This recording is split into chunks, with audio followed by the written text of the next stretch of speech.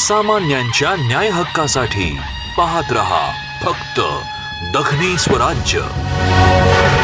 असलेल्या सर्व उपस्थित असलेल्या सर्वांना परत एकदा नम्रतेने शहाजिंदे सर यांच्यासह या संमेलनाचे उद्घाटक माननीय डॉक्टर दिगंत, या भागाचे लोकप्रतिनिधी सन्माननीय आमदार सुरेश अण्णा धस, अध्यक्ष IAS अधिकारी, मराठवाड्यातील अनेक ज्येष्ठ साहित्यिक या निमित्तानं उपस्थित आहे। स्वागत आहे। आदरणीय अनघाताई आमटे, डॉक्टर गिरीशजी कुलकर्णी यांचंही स्वागत आहे। या निमित्ताने माझे अध्यक्ष आदरणीय भारतजी सासणे साहेबांचंही स्वागत आहे आणि इतरही सर्व उपस्थितांच्या समवेतच मराठवाडा साहित्य परिषदेचे सन्माननीय अध्यक्ष कौतिकरावजी ठाले पाटील साहेब, कार्यवाह आपण उपस्थित असलेल्या सर्व मान्यवरांना विनंती करूया, आपण लगेच व्यासपीठावरती या ठिकाणी उपस्थित राहायचं। सर्व मान्यवरांना विनंती आहे, आपण कवी विठ्ठल बीडकर व्यासपीठावरती येऊन या ठिकाणी आसनस्थ व्हायचे। संमेलनात दत्तामामा बारगजे यांनाही विनंती, आपण व्यासपीठावरती यायचे। आदरणीय दत्तामामांना विनंती आहे, व्यासपीठावरती आपण उपस्थित राहायचं। मराठवाडा साहित्य संमेलन संपूर्ण होत असताना मान्यवरांच्या शुभहस्ते दीप प्रज्वलन होतं। यानंतर आपण नूतन संमेलनाध्यक्ष आदरणीय प्राध्यापक प्रमोद शहाजिंदे सर यांना, पूर्वाध्यक्ष आदरणीय आसारामजी लोमटे सर हे सूत्र प्रदान करतील। मी त्यांना विनंती करतो, आपण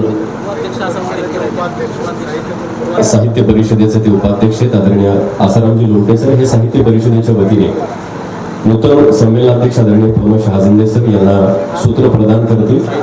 मी त्यांना विनंती करतो, आपण 45व्या मराठवाडा साहित्य संमेलनाचे अध्यक्ष प्राध्यापक प्रमोद शहाजिंदे सर यांना आपण या साहित्य संमेलनाच्या अध्यक्षपदाचे सूत्र द्यायचे।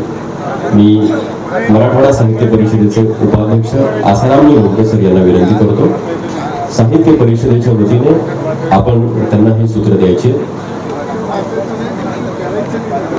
संमेलनाध्यक्ष प्राध्यापक प्रमोद शहाजिंदे सर,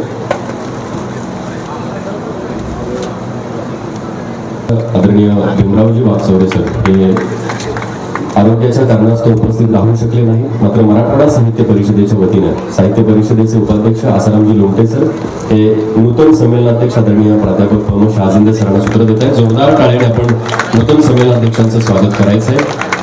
आणि यानंतर अधिकचा वेळ न देता प्रमोद शहाजिंदे सर हे संमेलनाध्यक्ष या भूमिकेतून अध्यक्षीय मनोगत या ठिकाणी व्यक्त करतील। आपण जोरदार टाळ्याने आदरणीय शहाजिंदे सरांचं स्वागत करूयात आणि त्यांना विनंती करूया। आमटे साहित्य नगरीमध्ये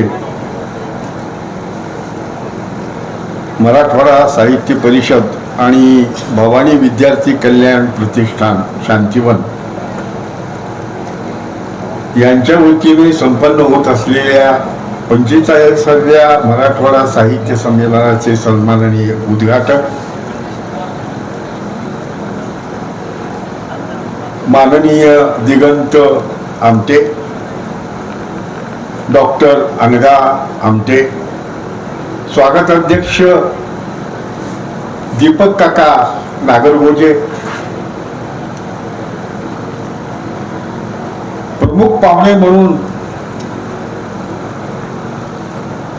जे धस साहेब येऊन धसका लावला होता आपल्याला, ते धसका गेला, आता जरा बरं वाटलं आणि शुभेच्छामुळे माझा सगळा वेळ आधीच्या वक्त्यांनी घेतलेला आहे। 1 वाजता कार्यक्रम पत्रिकेनुसार कार्यक्रम संपणार आहे, मला वाटतं 5 मिनिटं राहिलेली आहेत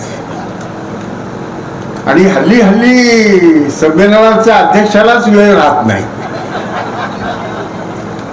त्यामुळं अशी परिस्थिती निर्माण होते की समोरच्या रसिकांना विनंती करावी लागते की समोर बसलेले कवी, लेखक, कलावंत, कार्यकर्ते, पत्रकार इत्यादी इत्यादी इत्यादी यांना आम्ही अशी विनंती करतो की भाषण लिखित आहे, छापलेलं आहे, आता उन्हात ऐकायची काय गरज आहे, निवांत जाऊन वाचा की।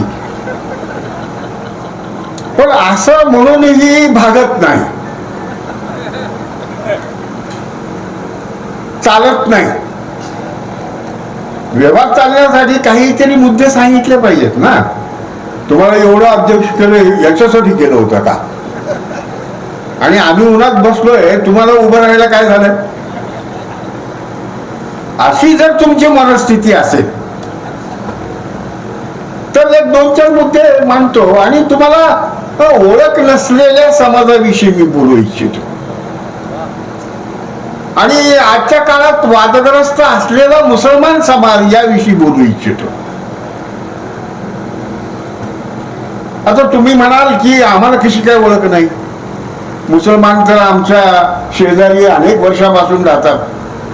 अहो राहतात हो, पण आजही तुम्हाला मुसलमान म्हटल्या औरंगजेब किंवा अफजल खान किंवा मुसलमान राजे जे मंदिर तोडणारे होते किंवा काय काय करणारे होते त्यांचीच नावं आठवतात.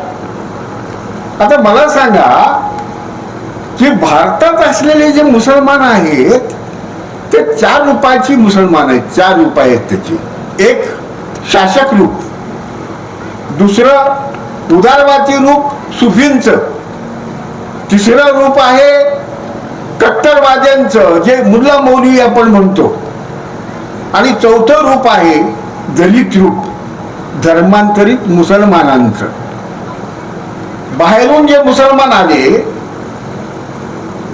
ते राजे आले, बोलावून आले आणि आपल्याकडे म्हणजे जाती व्यवस्थेमुळे इके ऐवजी बीके असल्यामुळे आले. पण किती आले? मुठभर होते. ते जे आलेले लढवय्ये होते किंवा जे इथे येऊन त्यांचं नशीब फळफळलं आणि ते राजे झाले ते मुठभर होते. जे सुफी आले तेही मुठभर होते आणि जे आज मुल्ला मौलवी म्हणून ओळखले जातात तेही मुठभरच आहेत. मग सगळ्यात जास्त संख्येने कोण आहेत? माझ्यासारखे धर्मांतरित मुसलमान हे जास्त संख्येने आहेत. आता या जास्त संख्येने असलेल्या माझ्यासारख्या धर्मांतरित मुसलमानांचा आणि इथे राज्य करणाऱ्या मुस्लिम राजांचा काही अर्थार्थी संबंध नाही. कारण इथले धर्मांतरित मुसलमान हे भारतीय वंशाचे आहेत आणि परदेशातून आलेले जे मुस्लिम राजे आहेत ते भारतीय वंशाचे नाहीत, वेगवेगळ्या वंशाचे आहेत. सामान्यांच्या न्याय हक्कासाठी पाहत रहा फक्त दखनी स्वराज्य.